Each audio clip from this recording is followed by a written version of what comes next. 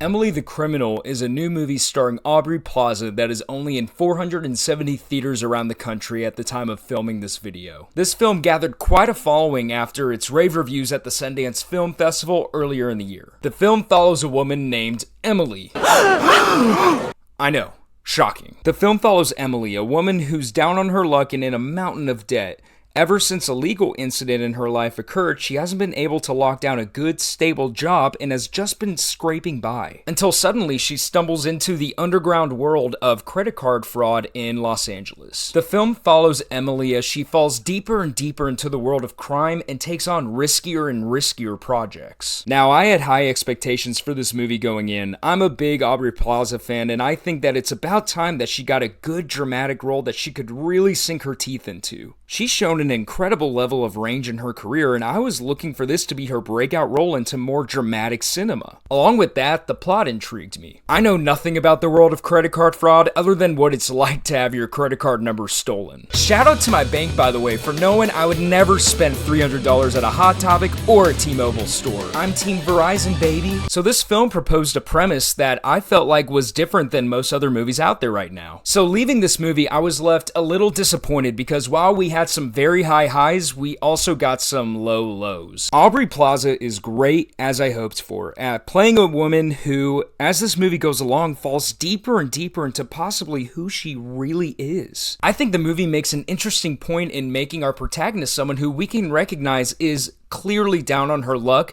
but also as someone who is heavily flawed. She's given the opportunity to walk away at multiple points of the movie, but refuses to do so it makes you as the viewer think about what desperate situations bring out in people who would label themselves as a good person. Plaza played the role of Emily very well in the sense that at her core, she believes that she is a good person. She believes that she's a good person who just hasn't been given the opportunity to be successful and has had so much taken away from her already. However, she has an edge that's always been there. Despite her attempts to be, quote, normal, desperate situations have brought out a different side of her in the past and continue to do so throughout the runtime of this movie. So I thought Aubrey Plaza was excellent in this movie, but let me get into what I mean by this movie had some high highs as well as some low lows. There are moments of excellence here that I feel live up to the hype that I had going in. However, I have to say the script is a little all over the place. It really rushes through the movie at times to the point where it just isn't believable in my opinion. The idea that someone like Emily, who is new to the whole credit card fraud world that I don't know about,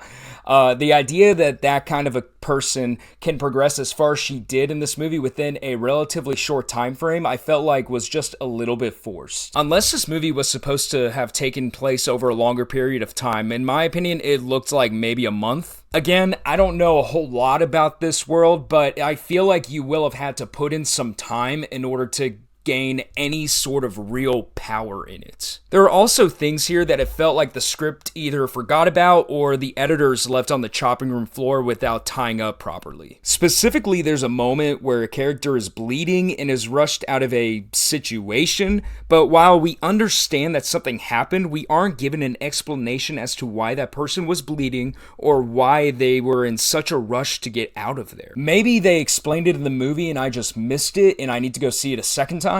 But from what I remember, they just left that out there without any real explanation. The ending conflict also seemed a little forced to me. While it had been briefly alluded to that this one character was up to no good in certain parts of the movie, we weren't really given a whole lot of time with the person that was supposed to be our villain. We really only got bits and pieces and mentions up to the point of the finale. It's one of those things where we're just told that this person is the villain even though they've had maybe 5 or 6 minutes of screen time, and we haven't actually seen them do anything bad other than, just general credit card fraud. It's wrong. We know that he's doing that.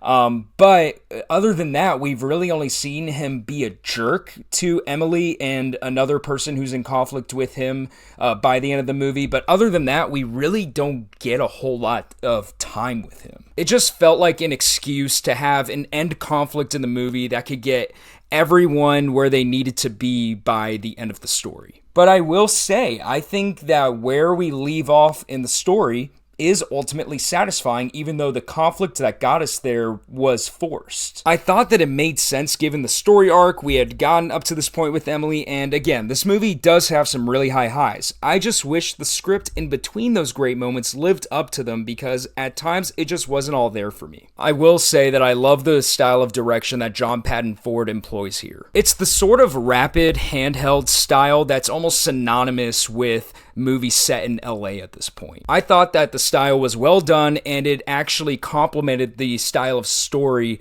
that Ford was going for in this movie, so shout out to him. So all in all, the arc for Emily was very interesting, sort of Breaking Bad-esque if you've seen that show. The story was inconsistent at times, and I thought that while this movie didn't live up to the hype I had going in, that it was still solid enough for me to recommend that you go and draw your own conclusions about it. I'm gonna give Emily the Criminal a 6 for now. But if anything, you go and watch this movie to see Aubrey Plaza at the top of her game, because she really is great in this film. That's going to do it from me today. Thank you so much for watching the video up to this point. Subscribe for more if you liked it, and I'll see you next time.